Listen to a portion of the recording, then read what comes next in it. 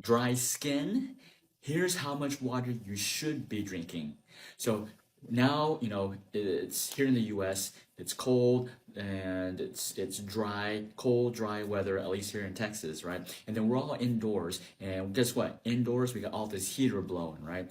The heaters actually, yes, they keep us warm, but they're actually drying us up, making us like a prune. It actually dehydrates us faster than anything, and we just don't even realize it. So how much water should you drink? We're all drinking water, right?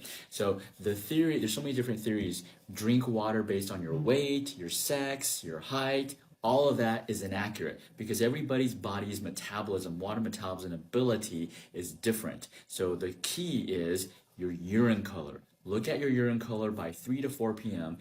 This is excluding taking vitamins, but at 3 to 4 p.m., your urine needs to be crystal clear. So that's how much water you should drink. Make sure you subscribe to my YouTube channel. And I came to Acupuncture because I had really high blood pressure. I had blood pressure that was into the 160s, over 80s, and because of his acupuncture treatment and the herbs that I took that were prescribed by Jimmy Yen, I have now my blood pressure down into the 120s, indeed sometimes into the 110s, and I feel absolutely wonderful thanks to him. It helped me because the acupuncture had taken blood from other parts of my body while I was doing acupuncture and introduced and brought more blood into my heart.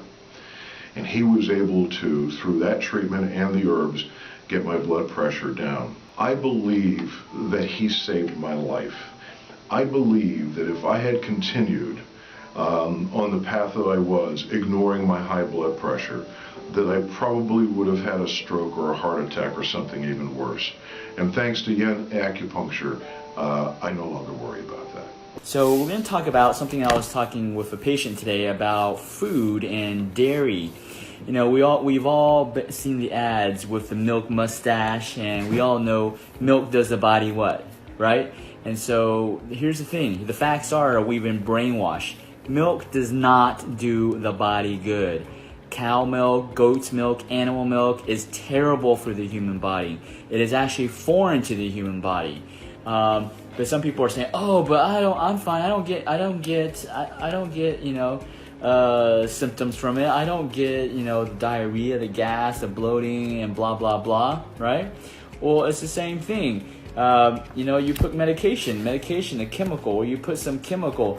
You drink, I had a patient today that was in both Gulf Wars, and he was exposed to so many chemicals and metals.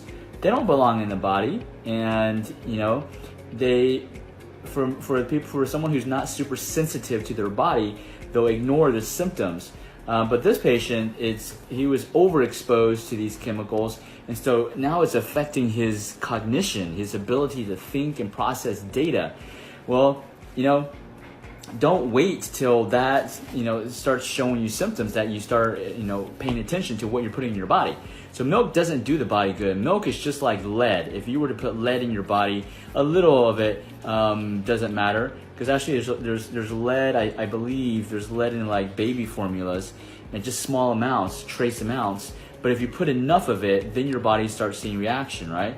Well, you put enough dairy products into your body, then you'll start seeing a negative reaction. You may not correlate to GI problems. Because what dairy does is it causes your body to secrete mucus especially in the intestines, which is the beginning of an autoimmune process. So if you have an autoimmune disease, you definitely want to get off of dairy. So if we don't drink dairy, what do we drink, right?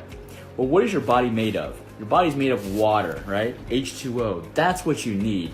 There's nothing that will replenish H2O. Doesn't matter if you put a little tea bag in there. That's still not. You're polluting the water, so to speak. Not to say tea is bad for you, but you need water. You need water consistently. How much water you need? Everybody says, "Oh, you need this amount of cups." Oh, there's a formula. You do it based on your body weight, your height. Oh, there's a square root of the body weight and the height to get your water intake. how about I simplify it for you? 3,000 years ago, they discovered a very simple formula on how to calculate how much water you need. I actually mentioned it in my book, Achieve a Life of Wellness. Okay, if you don't have it, you can go to Amazon or you can stop by the clinic, get a picture with me, and I'll give it to you for free. All right. So I mentioned in the book the secret formula. It's 3,000-year-old formula on how to calculate how much water you need. Okay, it actually involves the toilet. You have to use the toilet into this calculation. It's very, very, it's simple, but yet very complex. So what do you got to do? Every time you go to the toilet, okay, look at your urine. Just look at your urine color. Is it crystal clear? I'm not talking if it's pale yellow like this. We're talking about crystal clear. If it's not crystal clear, you didn't drink enough water. So you use your urine color. The secret formula is use your urine color to gauge how much water you need. So if by 3 to 4 p.m. your urine is not crystal clear, then the next morning you need to drink tons of water. But measure it out, okay? I always have this container and I measure it out to see how much water I need per day.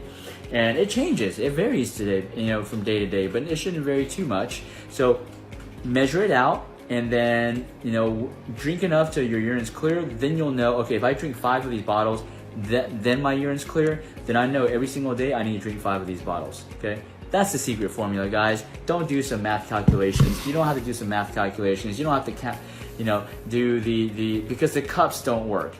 8 cups, 8 ounces, whatever. Everybody's body is different. Everybody processes water differently based on your organ function. So use this simple formula, urine color. All right, guys, this is Foodie Friday.